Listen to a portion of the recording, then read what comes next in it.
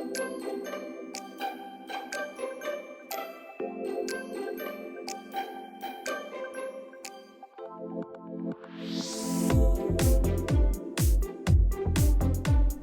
morning everyone. Morning blessing kali ini sama-sama kita melihat Matius pasal 25 ayat 14. Sebab hal kerajaan surga sama seperti seorang yang mau bepergian ke luar negeri, yang memanggil hamba-hambanya dan mempercayakan hartanya kepada mereka. Teks yang barusan kita baca adalah ayat pertama dari satu perumpamaan tentang talenta. Tapi yang menarik kali ini adalah seorang tuan yang mempercayakan hartanya kepada hamba-hambanya.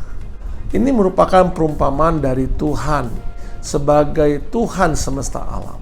Kemudian Tuhan sebagai pemilik segala sesuatu di muka bumi ini mempercayakan kepada hamba-hambanya.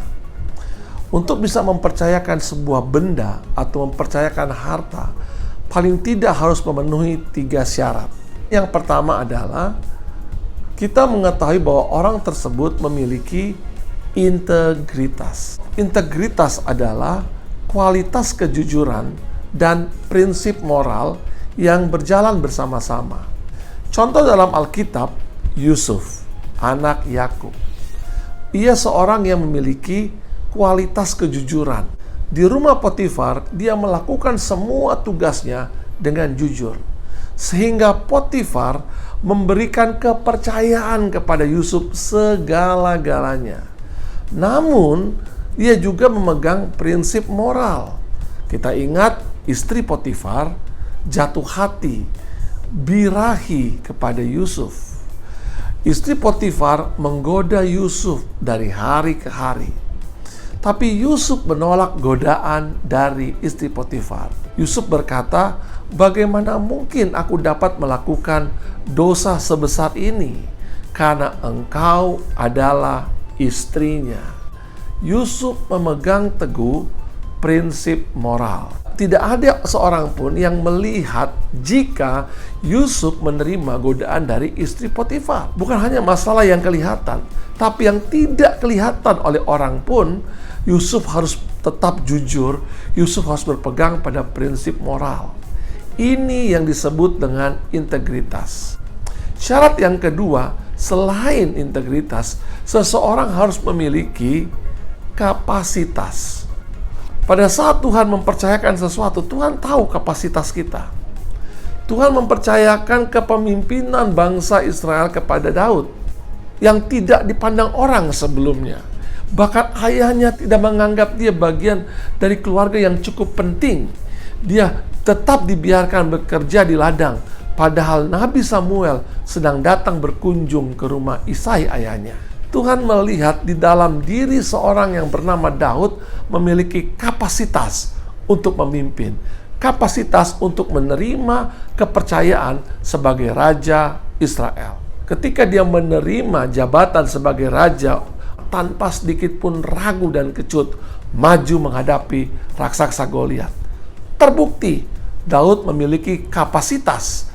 Hal yang ketiga, seseorang harus mempunyai akuntabilitas. Seorang yang bertanggung jawab. Salomo dan Saul, 2 raja dari 2 era yang berbeda. Saul seorang yang tidak memiliki akuntabilitas.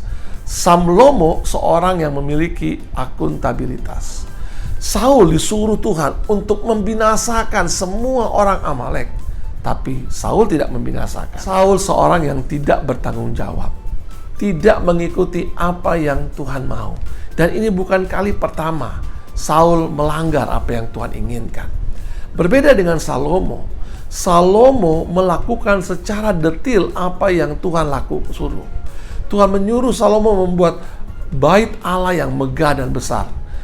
Salomo dengan teliti, dengan detil membuat perhitungan, melakukan secara baik sehingga berdirilah bait Allah. Tidak heran Salomo menjadi raja yang terkaya, yang pernah hidup memimpin bangsa Israel. Kalau kita ingin mendapatkan kepercayaan dari Tuhan, kita harus menjadi seseorang yang berintegritas, dengan kapasitas yang bisa diandalkan untuk mengembangkan apa yang Tuhan percayakan kepada kita. Dan yang tidak kalah penting, kita harus memiliki akuntabilitas, ambil resiko, ambil tanggung jawab untuk mengerjakannya secara detail dan secara sungguh-sungguh. Selamat pagi buat kita semua. Selamat menikmati berkat baru yang disediakan Tuhan buat kita semua hari ini. Tuhan memberkati dengan limpah. Amin.